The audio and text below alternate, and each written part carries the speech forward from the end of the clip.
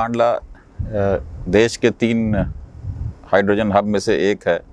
Green hydrogen hub में से, और भारत सरकार ने इसको एक ग्रीन हाइड्रोजन का इकोसिस्टम डेवलप करने के लिए इस पोर्ट को नामित किया है। कांडला पोर्ट ने बहुत से इनिशिएटिव लिए हैं जिसमें green hydrogen, methanol, green ammonia पे काम चल रहा है। ऐसे में हमारे जो माननीय प्रधानमंत्री जी हैं, उनका जो विज़न है, उनका विज़न ये है कि देश के जितने भी इकोनॉमी के सेक्टर्स हैं, इनको ग्लोबल लेवल पे एक लीडरशिप पोजीशन में रखा जाए, इनको ला के स्थापित किया जाए। ग्रीन हाइड्रोजन भी एक ऐसा सेक्टर है जिसमें माननीय प्रधानमंत्री जी का जो विज़न है कि भारत को ग्रीन हाइड्रोजन, ग्रीन अमोनिया के सेक्टर में एक लीडर के रूप में स्थापित किया जाए on the global world map. अभी पिछले 26 मई को माननीय प्रधानमंत्री जी का जो भुज में विज़िट हुआ था, उसमें उन्होंने 10 मेगावाट ग्रीन हाइड्रोजन के प्लांट का फाउंडेशन स्टोन ले किया था। कांडला पोर्ट ने एक मिशन मोड में बहुत स्पीड से डिसीजन ले करके उस 10 मेगावाट में से 1 मेगावाट को आज स्थापित किया और इसको कमीशन किया।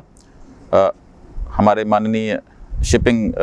मंत्री जी जो हैं सर्बानंद सोनोवाल जी, उन्होंने इसका इनॉग्रेशन किया। प्लान ये है कि जिस स्पीड से इसको हम लोगों ने 1 मेगावाट ग्रीन हाइड्रोजन को स्थापित किया है, और इससे कांडला पोर्ट इस देश का पहला ऐसा पोर्ट बन जाता है जिसमें ग्रीन हाइड्रोजन का एक इकोसिस्टम यहाँ एस्टैब्लिश हुआ हो मेगावाट स्केल का। तो ये जो आगे के जो 8-9 मेगावाट और जो बचे हैं, उसको भी हम लोग बड़े स्पीड से करेंगे। जैसा आप सब लोगों को पता है कि जो विज़न माननीय प्रधानमंत्री जी ने हम लोगों को दिया है वो बहुत क्लियर है। कहाँ जाना है, क्या करना है, वो उन्होंने बहुत क्लैरिटी के साथ डिफ़ाइन किया हुआ है। और ऐसे में जो उन्होंने एक इकोसिस्टम बनाया है, जो उनका गवर्नेंस का तरीका है, उस गवर्नेंस के उनका जो फंक्शनिंग का जो तरीका है, उसमें हम लोगों को जो फ्लेक्सिबिलिटी, जो अथॉरिटी मिली हुई है डिसीजन मेकिंग की और स्पीड से काम करने की, ऐसी शायद इनेबलिंग इकोसिस्टम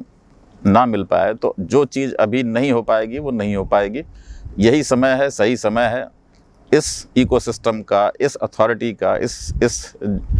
इनेबलिंग फ्रेमवर्क का जो हमारे माननीय प्रधानमंत्री जी ने हम लोगों को दिया है डिलीवरी करने के लिए, जो फोकस होना चाहिए डिलीवरी पे, उसका पूरा फ़ायदा उठाते हुए हम लोग जल्दी से जल्दी पूरी स्पीड के साथ, जो 3S की बात होती है, स्पीड, स्किल एंड स्केल, उसमें पूरी स्पीड के साथ हम लोग इसमें 10 मेगावाट का जल्दी से जल्दी यहाँ पे एक ग्रीन हाइड्रोजन का पूरा इकोसिस्टम इस्टेब्लिश करेंगे, जिसमें प्रोडक्शन, स्टोरेज, ट्रांसपोर्टेशन, और उसको आगे चल के हम लोग ग्रीन अमोनिया में कन्वर्ट करेंगे। यहाँ मैं आपको बता दूँ कि जो NTPC के साथ हम लोगों का एक करार हुआ है, उसमें हाइड्रोजन से चलने वाली बसेस बहुत जल्द 2 या 3